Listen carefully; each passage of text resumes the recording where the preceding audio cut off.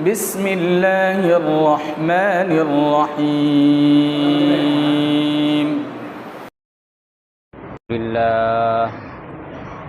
الحمد لله نحمده ونستعينه ونستغفره ونؤمن به ونتوكل عليه ونعوذ بالله من شرور أنفسنا ومن سيئات أعمالنا من يهده الله فلا مضل له ومن يضلله فلا هادي له ونشهد أن لا إله إلا الله وحده لا شريك له ونشهد أن سيدنا ومولانا محمدا عبده ورسوله أرسله بالحق بشيرا ونذيرا وصلى الله تعالى على خير خلقه سيدنا محمد وآله وسلم تسليما كثيرا كثيرا أما بعد. یہاں سے چالو نہیں ہے.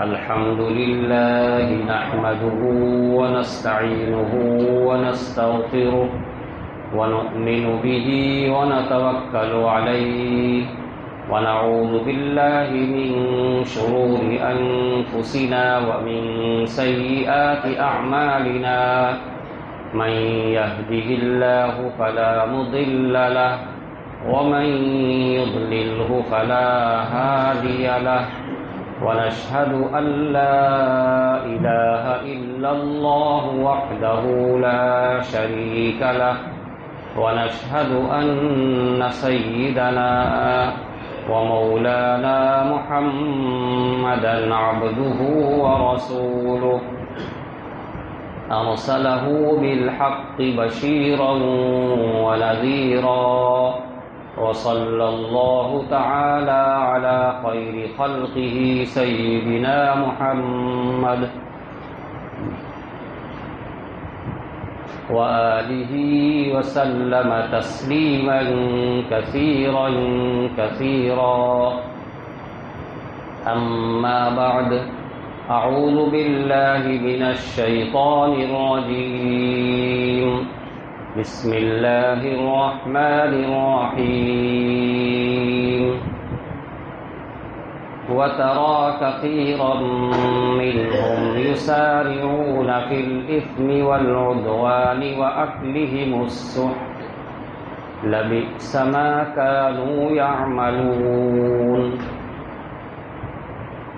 لولا ينهاهم الربانيون والأحبار عن قولهم الإثم وأكلهم السحت لبئس ما كانوا يصنعون. صدق الله العظيم.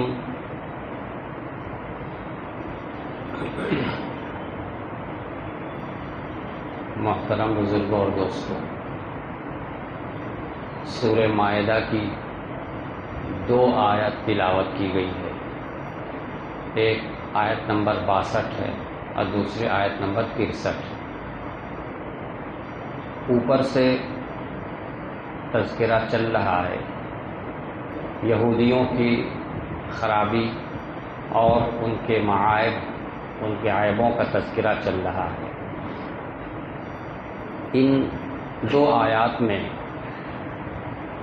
اس میں بھی یہودیوں کی برائی اور ان کی خرابی، جو ان کے اندر عیب تھا، اس عیب کا ذکر کیا گیا ہے.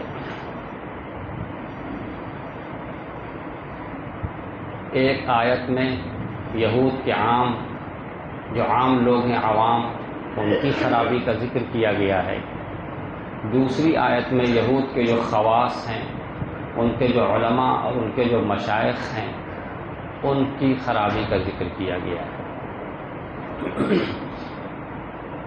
اور جیسا کہ اس سے پہلے آپ کے سامنے یہ بات آ چکی ہے کہ یہ قرآن کریم اللہ کی کتاب ہے یہ کتاب ہدایت ہے، یہ کتاب قصہ اور کہانی کی کتاب نہیں ہے، یا کسی کے اندر عیب نکالنے اور کسی کی برائی ذکر کرنے کی کتاب یہ اصلاً نہیں ہے، لیکن کسی کے اندر اگر کوئی خرابی ہے تو اس کا ذکر یہ کتاب کرتی ہے۔ اس کا مقصد یہ ہوتا ہے کہ سننے والے اپنے اندر سے اس طرح کی خرابیوں کو نکال دیں۔ تو کسی کی خرابی کا اگر قرآن کریم کہیں ذکر کرتا ہے تو کسی کا عیب نکالنا، اس کی غیبت کرنا یہ مقصد نہیں، بلکہ مقصد یہ ہوتا ہے کہ اس طرح کی خرابی ہمارے اندر نہ آنے پائے، اگر ہو ہمارے اندر تو ہم اسے نکالنے کی کوشش کریں۔ تو یہاں پر جو ان کے اندر خرابی تھی، قرآن کریم نے بہت ہی بلاغت کے ساتھ اور بہت ہی اعجاز کے ساتھ اور بہت ہی اختصار اور ایجاز کے ساتھ ذکر کیا ہے، لیکن اختصار کے ساتھ ذکر کرنے میں بھی ان کی ساری خرابی اس کے اندر آ گئی۔ بہت ہی گہرائی کے ساتھ قرآن کریم نے ان کی خرابیوں کو ذکر کیا ہے، لہذا ہمیں بھی اتنی ہی گہرائی کے ساتھ اپنے آپ میں غور کرنا چاہیے، اپنے باطن کے اندر، اپنے نفس کے اندر خود غور کرنا چاہیے، جس طرح قرآن نے اس کو بیان کیا ہے۔ دیکھیے کس طرح بیان کرتا ہے۔ لفظ شروع ہوتا ہے وَتَرَىٰ كَثِيرًا مِّنْهُمْ، اے محمد الرسول اللہ صلی اللہ علیہ وسلم آپ دیکھیں گے۔ پیارے رسول اکرم صلی اللہ علیہ وسلم کو خطاب کیا گیا کہ آپ دیکھیں گے، اور آپ کے واسطے سے ہر انسان کو مخاطب کیا گیا ہے گویا۔ وَتَرَىٰ، اور اے انسان، اے شخص تو دیکھے گا، کثیرا منہم، یہودیوں میں سے اکثر لوگوں کو، بہتوں کو تو دیکھے گا۔ یہ بھی قرآن کریم کا ایک اعتدال ہے کہ ظاہر ہے کہ ان میں کا ہر فرد تو خراب نہیں تھا، اکثریت ان کی خراب تھی، کچھ نہ کچھ تو لوگ تھے جو صحیح تھے، جن میں یہ خرابیاں نہیں تھیں۔ اس لیے قرآن نے اس طریقے سے کہا وَتَرَىٰ كَثِيرًا مِّنْهُمْ، تم ان میں سے بہتوں کو دیکھو گے، یہ نہیں کہ ان میں سے سب کو دیکھو گے، سب میں نہیں، کثیرا منہم، ان میں سے بہت کثیر، بہت زیادہ لوگ ایسے ہیں جن کو تم دیکھو گے۔ یسارعون فی الاسم، کیا دیکھو گے؟ یہ دیکھو گے کہ وہ گناہوں میں دوڑتے ہیں، دوڑ کر کے گناہوں میں گرتے ہیں۔ یہاں پر آپ توجہ دیجئے کس طرح قرآن بیان کر رہا ہے کہ گناہوں میں دوڑتے ہیں۔ یہاں دو چیز پر آپ کو ہم توجہ دلانا چاہتے ہیں۔ ایک تو یہ کہ فرمایا جا رہا ہے کہ تم دیکھو گے، اس سے پتہ یہ چلتا ہے کہ گناہ کرنے والا کبھی کبھی چھپ چھپ کے کرتا ہے کہ کوئی دیکھنے نہ پائے، کوئی جاننے نہ پائے، جیسا کہ عام لوگ ایسے ہی چاہتے ہیں کہ ہم جب گناہ کریں تو کوئی نہ دیکھے۔ قرآن یہاں کہہ رہا ہے کہ وَتَرَىٰ كَثِيرًا مِّنْهُمْ، تم ان میں سے بہتوں کو دیکھو گے۔ اس کا مطلب یہ ہوا کہ وہ گناہ اس قدر زیادہ کرتے تھے کہ اس گناہ کی برائی ان کے دل سے نکل چکی تھی، اور دل سے نکل جانے کے بعد اب وہ اس کو چھپانے کی بھی بہت زیادہ کوشش کرنے کی ضرورت نہیں سمجھتے تھے، اسی لیے تو کہا جا رہا کہ تم دیکھو گے۔ گویا کھلا گناہ کرنے کی جرت کیا کرتے تھے، جبھی تو نظر آئے گا، جبھی تو کہا جا رہا کہ تم دیکھو گے۔ گویا وہ اس قدر کھلا گناہ کرتے تھے۔ اور یہ کب ہوتا ہے؟ جب انسان پہلی مرتبہ گناہ کرتا ہے تو بہت ہی ڈرتا گھبراتا بے چین ہو کر کے، دوسری مرتبہ کرتا ہے تو اس پہلے کے بنسبت کچھ نہ کچھ گھبراہٹ کم ہو جاتی ہے، اور تیسری بار کرتا ہے تو اور کمی ہو جاتی ہے، یہاں تک کہ کرتے کرتے وہ بالکل اس کا عادی ہو جاتا ہے، اور اس کے اندر سے ہر طرح کا ڈر ختم ہو جاتا ہے۔ اب وہ بے تکلف کرنے لگتا ہے، اب وہ بے چینی، وہ گھبراہٹ، وہ سب ختم ہو جاتی ہے۔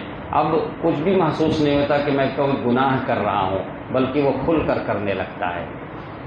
تو ترا کثیرا منہم، جہاں یہ لفظ کہا جا رہا ہے کہ تم دیکھو گے ان میں سے بہتوں کو، تو یہ اشارہ اس طرف بہت ہی واضح طور پہ مل رہا ہے کہ وہ گناہ کرتے کرتے اس قدر اس کے عادی ہو گئے تھے کہ اب گویا وہ پھلم پھلا کرنے لگے تھے، یا اتنا زیادہ کرنے لگے تھے کہ اب پھلم پھلا نظر آنے لگا تھا، یہاں تک کہ کہا جا رہا کہ ترا، تم دیکھو گے ان میں سے بہتوں کو۔ اس سے سمجھ میں آ گیا کہ بہت زیادہ گناہ کرتے تھے، بہت ہی کھل کر کرتے تھے۔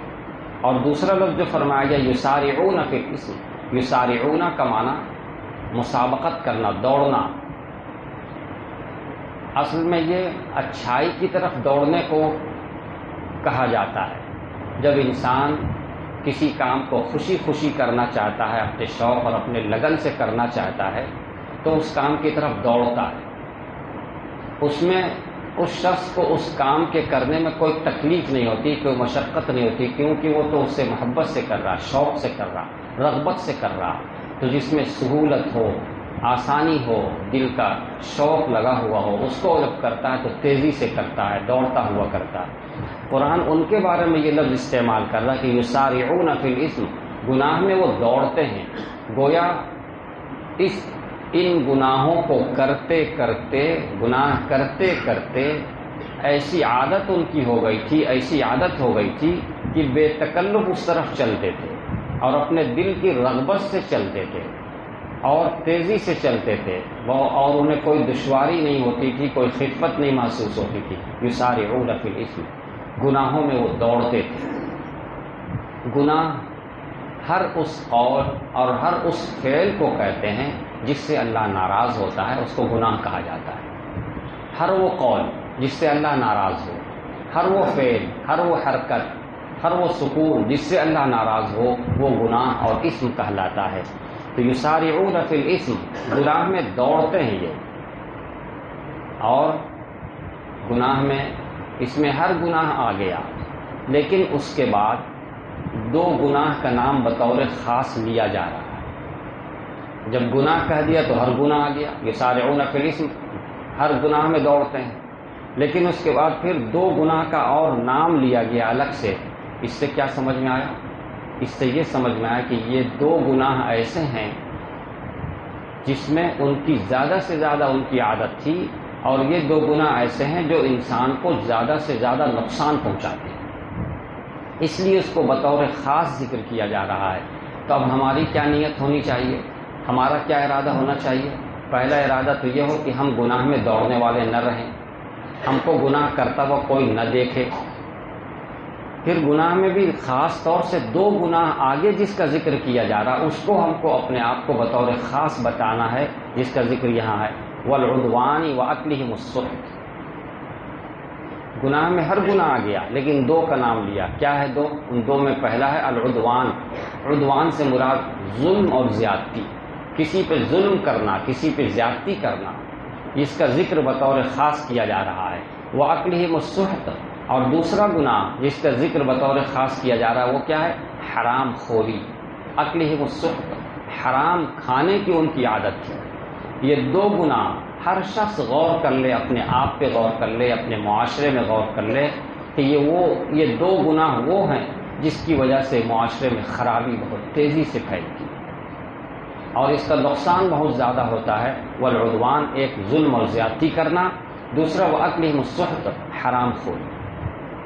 اب ہم اپنے معاشرے کا، جس معاشرے میں ہم رہ رہے ہیں، اس معاشرے کا ہم کو خود سے جائزہ لینا چاہیے، خود سے جائزہ لینا چاہیے۔ ہر شخص اپنے آپ پر پہلے غور کرے کہ میرے اندر یہ ظلم و زیادتی کا مادہ تو نہیں ہے، کہیں یہ صفت میرے اندر تو نہیں ہے کہ میں کسی پہ تو ظلم نہیں کرتا۔ بعض لوگ اپنی بیوی پہ بہت ظلم کرتے ہیں، وہ ماتحت ہوتی ہے، کچھ کر نہیں سکتی، لہذا اسی پہ ظلم کیے چلے جاتے ہیں، اور دوسروں کے سامنے بہت اچھے بنے رہتے ہیں۔ تو دوسروں کے سامنے بہت اچھے بنے رہنا اور اپنے گھر میں اپنی بیوی پہ مثلا ظلم کرتے رہنا، یہ بھی تو اس میں شامل ہے جو قرآن کہہ رہا ہے یسارعون فی الاسم والعدوان۔ اور اگر وہ پڑوسی پہ بھی ظلم کرتا ہو یا کسی بھی کمزور پہ ظلم کرتا ہو تو یہ اس کی صفت ہے، اس صفت سے اپنے آپ کو روکنا اور اپنے آپ کو بچانا۔ وَأَكْلِهِمُ السُّحْتَ، اور حرام خوری میں بہت تیزی سے گرتے ہیں۔ اس کا ذکر تو کیا کیا جائے، اب تو یہ ہمارے معاشرے میں فیشن بن گیا، خاص طور سے جوان لوگ یہ بہت تیزی سے حرام خوری کی طرف دوڑ رہے ہیں، کیا لڑکے اور کیا لڑکیاں بہت تیزی سے دوڑ رہے ہیں اقلیم السخط حرام خوری کی طرف۔ قرآن نے اس کو بہت ہی اہتمام سے ذکر کیا ہے۔ میرے بزرگوں اور دوستوں، جب قرآن اس کو اہتمام سے ذکر کر رہا ہے تو ہم کو بھی اتنے ہی اہتمام سے اپنا جائزہ لینا چاہیے۔ اگر ہم ظلم اور زیادتی کریں گے تو اس کا نقصان ہمیں بھگتنا پڑے گا، اور اگر ہم حرام خوری میں لگے رہیں گے تو اس کا نقصان ہم کو اور پورے معاشرے کو بھگتنا ہوگا۔ وَأَكْلِهِمُ السُّحْتَ، ہر شخص اس میں اپنا جائزہ لے۔ بعض دفعہ انسان کو احساس نہیں ہوتا ہے، کیسے اس میں کہا گیا کہ ترا کثیرا منہم یسارعون فی الاسم، وہ گناہوں میں بہت تیزی سے دوڑتے ہیں، ظلم و زیادتی میں تیزی سے دوڑتے ہیں، حرام کھانے میں تیزی سے دوڑتے ہیں، اور ان کو احساس بھی نہیں ہوتا کہ ہم یہ حرام خوری کر رہے ہیں، یہ ہم چوری کر رہے ہیں، یہ دھاندلی کر رہے ہیں، احساس بھی نہیں ہوتا ہے۔ اور بقیہ دوسرے اوقات میں بہت پابندی سے نماز بھی پڑھتے ہیں ماشاءاللہ، بہت پابندی سے قرآن کریم کی تلاوت بھی کرتے ہیں، یہ سب کام بھی چلتا ہے، لیکن ساتھ ساتھ حرام خوری بھی اتنی ہی تیزی سے چلتی ہے۔ تو اس کو ذکر کر رہا ہے قرآن، ہم کو بہت ہی اہتمام سے اپنا جائزہ لینا چاہیے، اپنے گرد و پیش کا جائزہ لینا چاہیے۔ اتنے ہی پہ بس نہیں، یہ بھی ہماری ذمہ داری ہے کہ اگر ہم اپنے آپ کو گناہ سے بچا لیے ہیں، ظلم و زیادتی سے بچا لیے ہیں، ہم نے اپنے آپ کو حرام خوری سے بچا لیا ہے، لیکن ہمارا بھائی جس کو ہم روک سکتے ہیں، سمجھا سکتے ہیں، اگر ہم اس کو نہیں روک رہے ہیں بلکہ ہم اس سے خوش ہیں کہ چلو بہت اچھی کمائی کر رہا ہے، بہت اچھا راستہ نکال لیا ہے اور خوب کما رہا ہے، ترقی کر رہا، ہم لوگ اس کو ترقی بھی کہنے لگ گئے کہ ترقی کر رہا، اور ہم اسے روک نہیں رہے ہیں، روک سکتے ہیں اور روک نہیں رہے ہیں، سمجھا سکتے ہیں اور نہیں سمجھا رہے ہیں۔ ہو سکتا ہے کہ ہمارے سمجھانے سے فائدہ ہو جائے، ہمارے روکنے سے رک جائے۔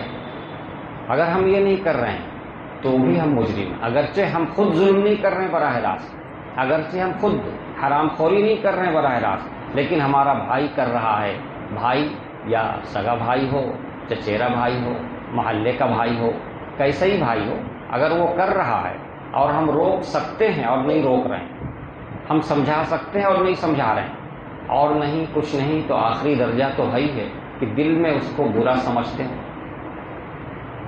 اگر واقعی ہمارے پاس اتنی طاقت نہیں ہے کہ ہم اس کو روک سکے زبان سے یا ہاتھ سے نہیں روک سکتے، تو دل میں اس کو برا سمجھتے ہیں، اس کی صلاحیت تو ہے، اور اس کو تو سب سے ایمان کا کمزور درجہ کہا گیا ہے۔ تو اگر ہم دل سے بھی برا نہیں سمجھ رہے تو کیسے سمجھ میں آئے گا کہ دل سے برا سمجھ رہے ہیں کہ نہیں؟ اس طرح سمجھ میں آئے گا کہ ہماری اس سے دوستی میں کوئی فرق نہیں پڑ رہا، ہم خود تو بچ رہے ہیں حرام خوری سے، لیکن جو حرام خوری کر رہا اس سے دوستی بھی خوب ہے، تو اس کے ساتھ اٹھنا بیٹھنا، اس کے ساتھ چلنا پھرنا گھومنا سب چل رہا ہے، تو اس سے پتہ چلتا ہے کہ ہمارے دل میں اس کی برائی دل میں نہیں بیٹھی ہوئی ہے۔ اگر دل میں برائی بیٹھتی تو ہم اس کے ساتھ رہتے کیوں؟ اس کے ساتھ اٹھنا بیٹھنا چلنا پھرنا دوستی ہماری رہتی کیسے؟ اگر وہ ذرا سا ہمارے ذات میں کوئی نقصان پہنچا دے پھر کہاں اس کے ساتھ ہم رہ پائیں گے؟ تو اس سے یہ ایک پہچان ہے کہ ہمارے دل میں بھی اس کی خرابی ہے یا نہیں۔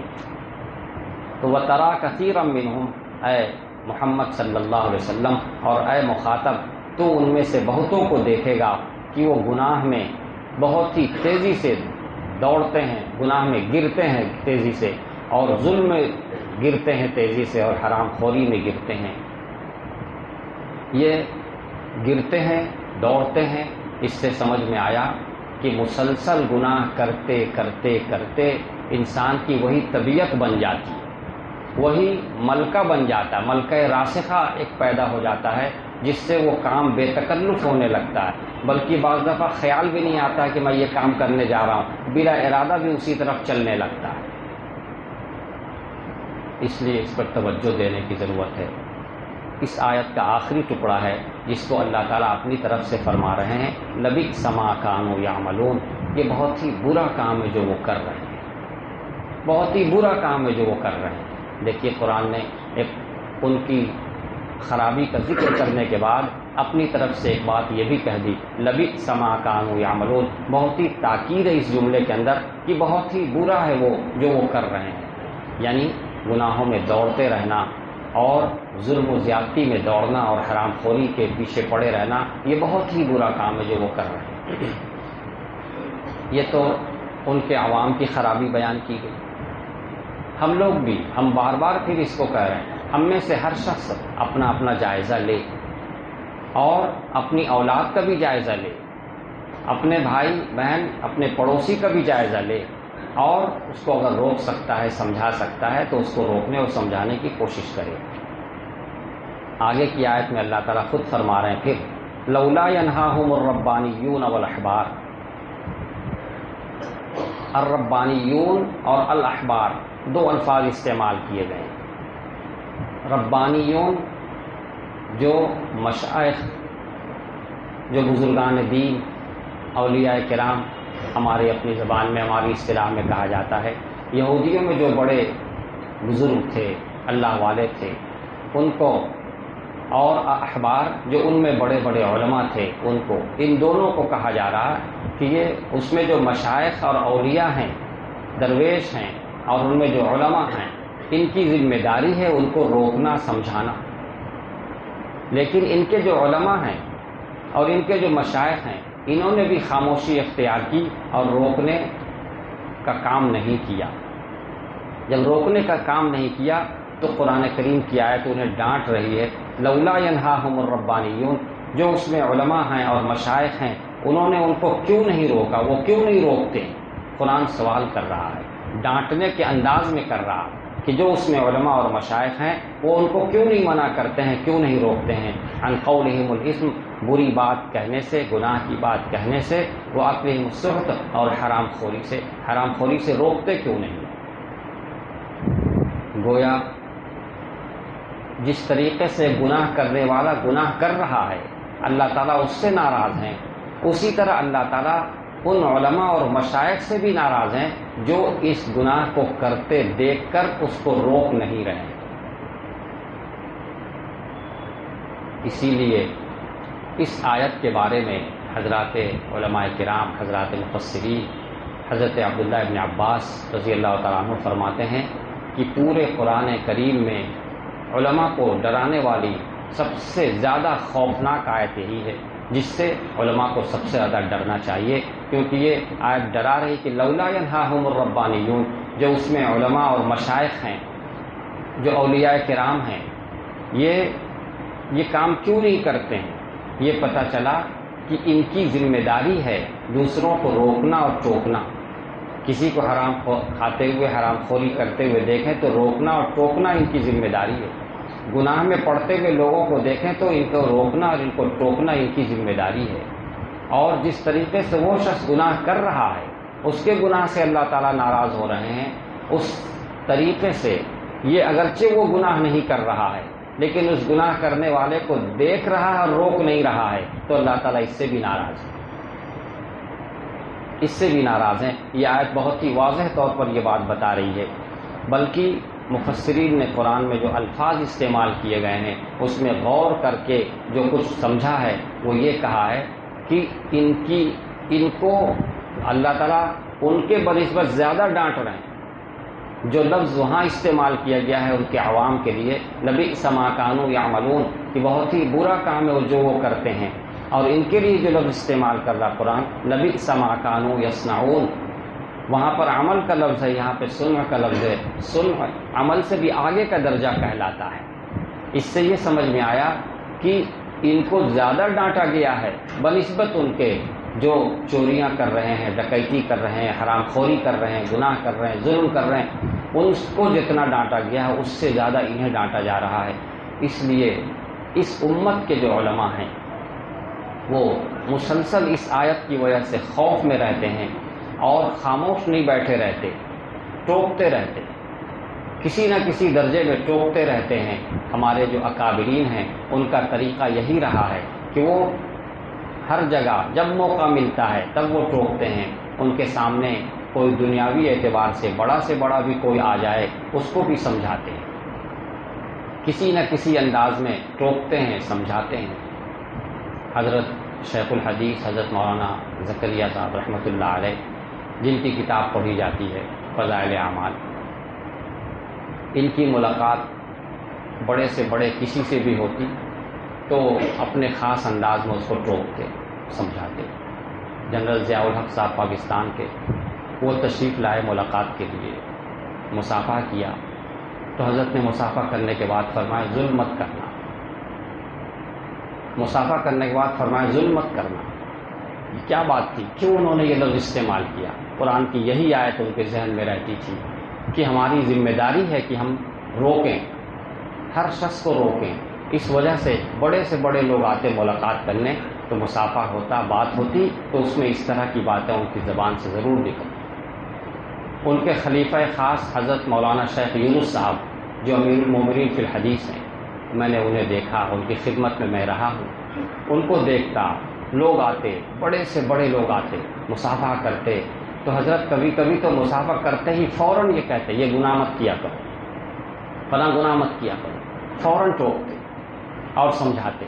جو بھی آتا کچھ نہ کچھ اس کو کہتے، اور جو مریدین جو عام لوگ ہیں ان کو تو خیر کہتے ہی رہتے اس طرح کرو، اس طرح کرو، لیکن ہر طرح کے لوگوں کو سمجھاتے۔ ایک صاحب لندن سے آئے ہمارے سامنے، انہوں نے سونے کا ایک لڈو پیش کیا، سونے کا لڈو پیش کیا، حضرت نے لے لیا۔ وہیں قریب میں ایک دوسرے صاحب بیٹھے ہوئے تھے یہیں کے، ان داڑھی نہیں رکھے ہوئے تھے، ان سے کہا کہ دیکھو انہوں نے داڑھی رکھی ہے تو ان کی روزی میں کوئی فرق نہیں پڑ رہا، ان کی روزی میں کوئی کمی نہیں آ رہی، تم بھی اگر داڑھی رکھو گے تو تمہاری روزی میں کوئی فرق نہیں آئے گا۔ تم کیا سمجھتے ہو کہ داڑھی رکھیں تو روزی گھٹ جائے گی؟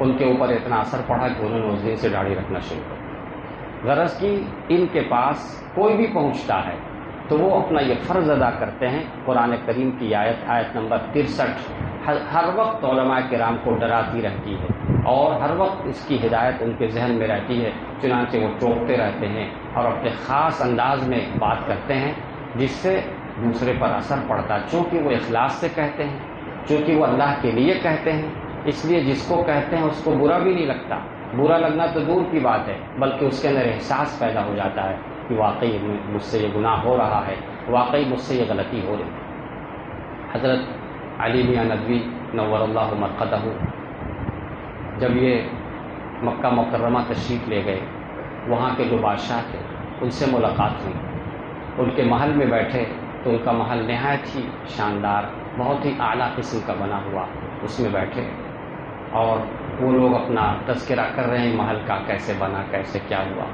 اور یہ خاموش بیٹھے ہیں، غور سے سن رہے ہیں اور دیکھ رہے ہیں۔ جب کچھ دیر ہو گئی تو بادشاہ وقت کو احساس ہونے لگا کہ کیا بات ہے، یہ خاموش بیٹھے ہیں اور کسی گہری سوچ میں ہیں، کچھ آپ کہیں۔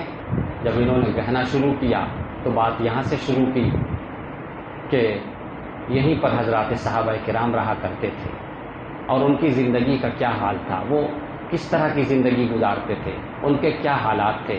میں ان کے حالات میں ڈوب گیا ہوں، ان کے حالات کی سوچ میں، گہری سوچ میں پڑ گیا ہوں۔ اور اس کے بعد جب ان کے حالات کو انہوں نے سنانا شروع کیا، تھوڑی دیر میں دیکھا کہ بادشاہ جو ہے رو رہا ہے، اس کی داڑھی آنسو سے تر ہو گئی ہے، اور کہہ رہا کہ واقعی آپ جو کہہ رہے ہیں بالکل صحیح کہہ رہے ہیں، ہم لوگوں کے دل میں دنیا کی محبت گھس گئی ہے، خدا کی یاد دلوں سے نکل گئی ہے، ہم لوگ تو ان دنیاوی چیزوں میں منہمک ہو کر کے سب کچھ بھول گئے ہیں، اور اب ہم لوگوں کو کوئی سمجھانے والا بھی نہیں آتا ہے۔ آپ آئے ہیں، ہم آپ کو بہت بڑی نعمت سمجھ رہے ہیں، آپ نے سمجھایا، آپ نے بتایا، ہمیں اس کا احساس ہو۔ تو یہ جو حضرات ہیں یہ کسی نہ کسی انداز پہ ٹوکتے رہتے ہیں، کیوں؟ اس آیت کی وجہ سے۔ اس لیے ہم کہتے ہیں کہ ہم میں سے ہر شخص اپنی اپنی حیثیت کے اعتبار سے ذمہ دار ہے کہ وہ ٹوکتا اور سمجھاتا رہے۔ اس امت کا یہ طرۂ امتیاز ہے کہ یہ امت امر بالمعروف اور نہی عن المنکر کرتی رہتی ہے، یہ ذمہ داری ان کو دی گئی ہے۔ امر بالمعروف یعنی بھلائی کا حکم دیتے رہنا، اچھائیوں کا حکم دیتے رہنا اور برائیوں سے روکتے رہنا۔ برائیوں سے نہ روکنا اللہ تعالیٰ کو بہت زیادہ ناپسند ہے، اس لیے یہ آیت میں جس طریقے سے گناہ کرنے والوں کو ٹوکا گیا ہے اس سے زیادہ شدید طریقے پر گناہ پر نہ روکنے والوں کو ٹوکا گیا ہے۔ تو چونکہ گناہ پہ روکنا ٹوکنا یہ سب سے بڑی ذمہ داری دو لوگوں کو ہے، قرآن کی آیت سے پتہ چلتا ہے۔ دو لوگوں کا نام قرآن لے رہا ہے، لولا ینہاہم الربانیون والاحبار۔ ربانی یہ مشائخ اور درویش جو اولیاء کرام وہ ہیں جو خانقاہوں میں رہتے ہیں یا اس کے علاوہ، والاحبار اور یہ علماء، گویا کہ امت کا دو طبقہ جو ہے ان کی بڑی ذمہ داری ہے۔ چنانچہ اولیاء کرام ہمارے ہاں بزرگان دین جو ہیں جن سے لوگ جا کر بیعت ہوتے ہیں، مرید ہوتے ہیں اور اپنی اصلاح کرتے ہیں، وہ مسلسل اس کام میں لگے رہتے ہیں، کس طرح اصلاح کی جائے، کیسے لوگوں کو ٹھیک کیا جائے۔ اور قرآن کی آیت سے انہوں نے یہ سبق لیا ہے کہ جب انسان بار بار گناہ کرتا ہے، بار بار گناہ کرتا ہے تو ایک ملکہ راسخہ بن جاتا ہے جس کی وجہ سے گناہ کرنا آسان ہو جاتا ہے۔ تو اس سے انہوں نے یہ سبق لیا کہ ایک شخص چوری بھی کر رہا ہے، ڈکیتی بھی کر رہا ہے اور کسی کا مال چھین بھی لے رہا ہے، سب کچھ کر رہا، تو اب وہ اس کی اصلاح کیسے کریں؟ ایک ایک چیز پہ محنت کرائیں۔ تو وہ فرماتے ہیں کہ ایک ایک چیز پر محنت کرنے کی ہمیں ضرورت نہیں ہے، ہماری سمجھ میں آ گیا کہ یہ چوری کیوں کر رہا، ڈکیتی کیوں کر رہا، دوسرے کا مال کیوں لے رہا، مال کی محبت اس کے دل میں بیٹھ گئی ہے۔ لہذا وہ حضرات مال کی محبت دل سے نکالنے پر محنت کراتے ہیں۔ اب مال کی محبت جہاں دل سے نکلی بس وہ سب کچھ بند کر دیتا ہے، چوری کرنا بھی بند، ڈکیتی کرنا بند، دوسرے کا مال لینا بند، بغیر اجازت کے استعمال بھی کرنا چھوڑ دیتا ہے۔ اس طریقے سے حضرات اولیاء کرام محنت کرتے ہیں اور محنت کر کے کتنے کتنے لوگوں کو جو اپنے وقت کے بڑے ڈاکو تھے ان پر محنت کر کے انہوں نے اپنے وقت کے بڑے بڑے بزرگ بنا دیا۔ اس امت میں ایسا ہوا۔ تو اس لیے میرے بزرگوں اور دوستوں، ہم سب اس کے مخاطب ہیں اور ہم سب اس کے ذمہ دار ہیں۔ لہذا ہم یہ کہیں گے کہ ہم میں سے ہر شخص اپنی صلاحیت، اپنی استعداد، اپنی طاقت کے بقدر اس ذمہ داری کو لے، قبول کرے اس ذمہ داری کو۔ ہاں، محبت کے ساتھ ٹوکنا سب سے بڑی بات ہے۔ بغیر محبت کے یوں ہی صرف اپنی بڑائی دکھلانے کے لیے یا دوسروں کو کی چھٹائی دکھلانے کے لیے تو اس سے فائدہ نہیں ہوتا، اس سے لڑائی ہوتی ہے۔ آپ ادھر ٹوکے، ادھر سے جواب شروع، پھر بحث شروع، پھر لڑائی شروع، یہی ہوتا ہے۔ ہم میں اگر لوگ ٹوکنے والے ہوتے بھی ہیں تو لڑائی شروع ہو جاتی ہے۔ اس میں کئی وجہ ہیں، جس میں ایک بڑی وجہ یہ ہے کہ ہمارے ٹوک میں اخلاص نہیں ہوتا، ہمارے ٹوکنے میں وہ محبت نہیں ہوتی جو محبت ہونی چاہیے۔ جس طرح ہم اپنی اولاد کو کسی غلط چیز سے روکتے ہیں، پیار سے، محبت سے روکتے ہیں اور کامیاب اس میں ہو جاتے ہیں، اسی طریقے سے دوسروں کو بھی اگر روکیں ٹوکیں تو اسی محبت سے، پیار سے اور اخلاص سے اللہ کے لیے روکنا ہو، اللہ کے لیے ٹوکنا ہو، تو یہ اللہ کے لیے روکنا ٹوکنا ہوگا تو اس کے بڑے فوائد ہوں گے۔ ہم امید کرتے ہیں کہ ان آیات کو ہمارے سامنے آنے کے بعد ہر شخص آپ میں سے ضرور یہ نیت کر رہا ہوگا کہ انشاءاللہ ہم اپنے آپ کو پہلے نمبر پر گناہ سے بچائیں گے، ظلم سے بچائیں گے اور حرام خوری سے اپنے آپ کو بچائیں گے۔ پھر اس کے بعد اب دوسرا نمبر آتا ہے، یہ اگرچہ اس میں لفظ استعمال کیا گیا ہے علماء اور مشائخ کا، لیکن درجہ بدرجہ سب سے بڑی ذمہ داری تو علماء اور مشائخ کی ہے کہ ان کی ذمہ داری کہ وہ روکتے ٹوکتے رہیں، سمجھاتے رہیں، بتاتے رہیں۔ اس کے بعد ہر شخص اپنی اپنی صلاحیت، اپنی اپنی استطاعت کے بقدر بھی روکتا رہے، سمجھاتا رہے۔ روایات میں آتا ہے کہ ایک زمانے میں اللہ تعالیٰ نے حکم دیا فرشتے کو، فرشتے جاؤ فلاں علاقہ، فلاں آبادی، اس پہ عذاب اتار دو۔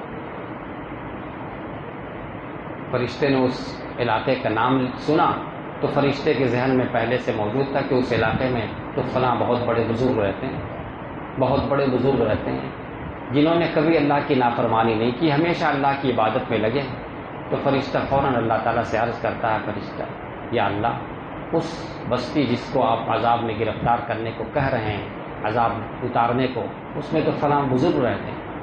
اللہ تعالیٰ نے فرمایا کہ ہاں میں جانتا ہوں کہ فلاں بزرگ اس میں رہتے ہیں، لیکن دوسرے لوگ جو گناہ کر رہے ہیں، غلطی کر رہے ہیں، یہ کبھی ٹوکتے نہیں، کبھی منع نہیں کرتے، اس منع نہ کرنے کی وجہ سے عذاب اترے گا، اور عذاب میں سب اس لپیٹ میں سب آئیں گے جس کو تم بزرگ کہہ رہے وہ بھی اس عذاب میں آئیں گے، اس کو بھی چھوڑنا نہیں ہے، کیونکہ انہوں نے روکنا ٹوکنا نہیں شروع کیا۔ بلکہ ایک روایت میں تو یہ آیا ہے کہ اللہ تعالیٰ فرماتے ہیں عذاب وہیں سے شروع کرو، جس بزرگ کا تم نے نام لیا وہیں سے عذاب شروع کرو۔ ہم آپ کو کیا بتا رہے ہیں کہ اللہ تعالیٰ گناہ کرنے والے سے اتنے ناراض نہیں نظر آ رہے ہیں جتنے گناہ پہ نہ ٹوکنے والے سے ناراض نظر آ رہے ہیں۔ اس لیے یہ بہت بڑی ذمہ داری ہے کہ ہم محبت کے ساتھ، سمجھداری کے ساتھ ٹوکنے کا اہتمام کرتے رہیں، اور اگر نہیں کر پا رہے ہیں کسی وجہ سے، یہ سوچ کے کہ ہم کریں گے تو لڑائی ہو جائے گی، یا وہ ہم کو نقصان پہنچانے لگے گا، تکلیف دینے لگے گا، جینا مشکل کر دے گا، جیسا کہ ہمارے اکابرین کے ساتھ ایسا ہوا ہے۔ حضرت شاہ عبدالعزیز صاحب رحمۃ اللہ علیہ روکتے تھے، ٹوکتے تھے غلطیوں پہ، تو دشمنوں نے ان کے ساتھ کیا کیا، بہت کچھ کیا، بہت تکلیف پہنچائی، بہت نقصان پہنچایا، یہاں تک کہ ان کے جسم پر جو ہے زہر لگا دیا گیا۔ اور کس کس طرح ہمارے علماء کو تکلیف پہنچائی گئی ان کے روکنے ٹوکنے پہ۔ تو جہاں زیادہ ڈر ہے کہ ہمارے روکنے ٹوکنے سے وہ تکلیف پہنچائیں گے اور کچھ کریں گے، تو وہاں اگر چپ ہو جائے، نہ روکے ٹوکے، تو اللہ کی طرف سے پکڑ نہیں ہے، لیکن ایسی حالت میں بھی روکتے ٹوکتے رہنا ہی افضل ہے، ایسی حالت میں بھی حکمت کے ساتھ سمجھاتے رہنا افضل ہے۔ اور جو ابھی میں نے واقعہ سنایا عذاب اتارنے کا، اس سے کیا سمجھ میں آتا ہے؟ اس سے سمجھ میں آتا ہے کہ روکنا اور ٹوکنا کتنا ضروری ہے اور کتنا اہم کام ہے، ورنہ اللہ تعالیٰ اس سے ناراض ہو جائیں گے۔ ایک روایت میں آتا ہے کہ اللہ تعالیٰ کی طرف سے حکم آیا کہ حضرت یوشع ابن نون ایک بزرگ ہیں، ان کے پاس اللہ تعالیٰ کی طرف سے یہ خبر آئی کہ فلاں علاقے میں 1,00,000 آدمی رہتے ہیں، عذاب اترنے والا ہے، سب کے سب اس میں ہلاک ہو جائیں گے، سب کے سب اس میں ہلاک ہو جائیں گے۔ ساتھ ساتھ یہ بھی خبر آتی ہے کہ اس میں سے 40,000 تو نیک آدمی ہیں، اب بقیہ جو 60,000 ہیں وہ برے ہیں، ان کے اندر برائی ہے۔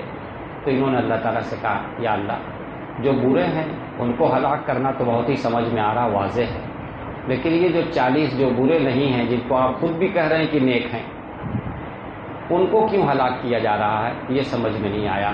تو اللہ تعالیٰ نے فرمایا کہ یہ نیک ہیں، لیکن ہلاک ان کو بھی اس لیے کیا جائے گا کہ یہ ان دوسرے برے لوگوں سے دوستی کیے ہوئے ہیں، انہوں نے اپنے آپ کو ان سے الگ نہیں کیا، انہی کے ساتھ رہنا سہنا ان کا ہو رہا، انہی کے ساتھ کھانا پینا ہو رہا، دوستی ان سے قائم ہے ان کی۔ جب دوستی قائم ہے تو اس کا مطلب یہ ہے کہ یہ ان برائیوں پہ راضی ہیں، جب ان برائیوں پہ راضی ہیں لہذا عذاب اترے گا تو سب پہ اترے گا، سب اس کے لپیٹ میں آئیں گے۔ یہ 40,000 اور 60,000 ہم نہیں دیکھیں گے، ایک طرف سے سب کو عذاب میں لپیٹ گے۔ تو آج کل دیکھیے کسی بھی طرح کا کبھی کبھی سیلاب کی شکل میں، زلزلے کی شکل میں، طوفان کی شکل میں، کسی شکل میں عذاب آتا ہے، تو اس عذاب میں ایسا نہیں ہوتا ہے کہ دیکھ دیکھ کے جو برے انہی کو صرف لپیٹ لیا گیا، ایک طرف سے سب کو اس میں لپیٹ لیا جاتا ہے۔ اور اس میں کبھی کبھی یہ بھی نظر آتا ہے کہ کچھ لوگوں کو اللہ تعالیٰ بچاتے بھی ہیں، واقعات سامنے آتے رہتے ہیں کہ کس کس طریقے سے لوگوں کو بچا لیتے ہیں اللہ تعالیٰ۔ تو خلاصہ کلام یہ ہے کہ ہم گناہوں سے بچ کر خوش نہ رہیں، دوسروں کو بچانے کی بھی کوشش کریں۔ اور افسوس کے ساتھ ہم کو کہنا پڑتا ہے بعض گھرانے میں جو بڑے ہیں وہ بڑے نیک ہیں، ان کی ایک نماز نہیں چھوٹتی، ان کی ایک تلاوت نہیں چھوٹتی، بہت نیکی میں لگے رہتے ہیں، حج و عمرہ بھی ہوتا رہتا ہے، لیکن ان کی اپنی اولاد کا کیا حال ہے؟ اپنی اولاد کا حال بہت ہی برا ہے، ان کو قرآن سے بہت دوری ہے، دین سے بہت دوری ہے، سوچ تک میں بہت ہی گہرا فرق ہے، اور یہ اطمینان سے بیٹھے ہوئے ہیں، لوگ دور کو سمجھ رہے ہیں کہ بڑے دیندار ہیں۔ یہ کوئی دینداری نہیں ہے کہ ہم تو خود کرتے ہیں اور اپنی اولاد کی کوئی فکر نہ کریں، اپنے اولاد کی کوئی فکر نہ کریں۔ ہمارے معاشرے میں یہ بھی ایک بہت بڑی کمزوری آ گئی ہے کہ ایک صاحب گھر کے ایک فرد ہیں، وہ بڑے نیک ہیں اور ہر طرح کی نیکی میں لگے ہوئے ہیں، اور ان کی اولاد بالکل ہر طرح کی برائی میں لگی ہوئی ہے، اور یہ روکنے ٹوکنے کا کام ان سے نہیں ہو پا رہا ہے۔ تو یہ بھی بچنے والے نہیں بچ پائیں گے، ان کی نیکی نہیں بچا پائی، جیسے ان بزرگ کی بزرگی نہیں بچا پائی، اسی طریقے سے ان کی نیکی اور ان کی مسلسل تلاوت کرنا، ان کا مسلسل نماز میں لگے رہنا، ان کا مسلسل حج کرتے رہنا، ان کو نہیں بچا پائے گا جب تک کہ یہ اپنی اولاد کو بچانے کی فکر نہیں کرتے رہیں گے۔ یہ چند خرابیاں ہیں، اس آیت کے تحت میں اس کا ذکر کیا گیا۔ اللہ تعالیٰ مجھے بھی مکمل طریقے سے ان آیات پہ عمل کرنے کی توفیق عطا فرمائے اور آپ کو بھی عمل کرنے کی توفیق عطا فرمائے۔ درود شریف پڑھ کے دعا کریں۔ اللہم صلی علی محمد وعلی آل محمد کما صلیت علی ابراہیم وعلی آل ابراہیم انک حمید مجید۔ اللہم بارک علی محمد وعلی آل محمد کما بارکت علی ابراہیم وعلی آل ابراہیم انک حمید مجید۔ ربنا آتنا فی الدنیا حسنہ وفی الآخرۃ حسنہ وقنا عذاب النار۔ ربنا ظلمنا انفسنا وان لم تغفر لنا وترحمنا لنکونن من الخاسرین۔ یا اللہ یا ارحم الراحمین، ہم نے اپنے آپ پہ ظلم کیا ہے، اپنے نفس پہ ظلم کیا ہے۔ یا اللہ اگر آپ ہماری مغفرت نہیں فرمائیں گے، ہم پہ رحم نہیں فرمائیں گے تو ہم تو گھاٹے والوں میں سے ہو جائیں گے۔ یا اللہ رحم فرما دیجئے، یا اللہ رحم فرما دیجئے، یا اللہ کرم فرما دیجئے۔ ہر طرح کے گناہوں میں گرنے سے بچا لیجئے، یا اللہ ہر طرح کے گناہوں سے ہم سب کو بچا لیجئے۔ ہر اس قول اور ہر اس عمل سے ہم کو بچا لیجئے جو آپ کو ناراض کرنے والا ہو۔ یا اللہ ہر عمل سے بچا دیجئے جو آپ کو ناراض کرنے والا ہو، ہر اس قول سے بچا لیجئے جو آپ کو ناراض کرنے والا ہو۔ یا اللہ خصوصیت کے ساتھ ظلم و زیادتی سے ہم سب کی حفاظت فرما دیجئے۔ یا اللہ خصوصیت کے ساتھ حرام خوری سے ہم سب کی حفاظت فرما دیجئے۔ یا اللہ حرام خوری سے ہم سب کی حفاظت فرما دیجئے۔ یا اللہ حرام کی نحوست سے عبادت میں بھی جی نہیں لگتا ہے، حرام خوری کی نحوست سے عبادت کرنے کو جی نہیں چاہتا ہے اور عبادات قبول بھی نہیں ہوتی ہیں۔ یا اللہ رحم فرما دیجئے، یا اللہ کرم فرما دیجئے، ہر طرح کے گناہوں سے ہم سب کی حفاظت فرما دیجئے۔ یا اللہ ہمیں خود بھی بچنے کی توفیق عطا فرمائیے، دوسروں کو بھی بچانے کی توفیق عطا فرمائیے۔ یا اللہ دوسروں کو سمجھاتے رہنے کی بھی توفیق عطا فرمائیے۔ یا اللہ یا ارحم الراحمین، ان آیات میں جو ہدایات دی گئی ہیں ان ہدایات پر عمل کرنے والا بنا دیجئے، ان ہدایات پر عمل کی توفیق عطا فرما دیجئے۔ یا اللہ آپ کی توفیق کے بغیر ہم سے کچھ نہیں ہو سکے گا۔ یا اللہ توفیق عطا فرما دیجئے، یا اللہ توفیق عطا فرما دیجئے، کرم فرما دیجئے۔ جن جن لوگوں نے جن مقاصد کے لیے دعا کی درخواست کی ہے ان کے مقاصد حسنہ میں کامیابی عطا فرما دیجئے۔ یا اللہ بیماروں کو شفاء کلی عطا فرما دیجئے، بیماروں کو شفاء کلی عطا فرما دیجئے، بیماروں کو شفاء کلی عطا فرما دیجئے۔ ربنا تقبل منا انک انت السمیع العلیم وتب علینا انک انت التواب الرحیم۔ وصلی اللہ تعالی علی خیر خلقہ سیدنا محمد وآلہ وصحبہ اجمعین برحمتک یا ارحم الراحمین۔ لا الہ الا اللہ وحدہ لا شریک له۔